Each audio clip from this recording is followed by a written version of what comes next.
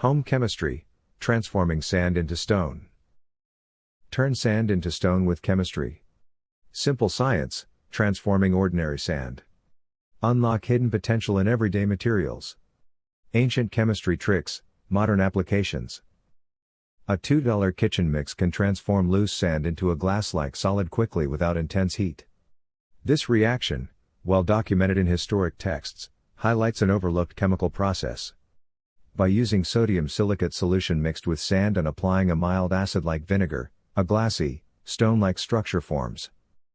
Historically referred to as water glass, this reaction produces a web of silica binding the sand grains into a solid mass. While it doesn't rival concrete in strength, it is effective for small projects requiring quick solidification.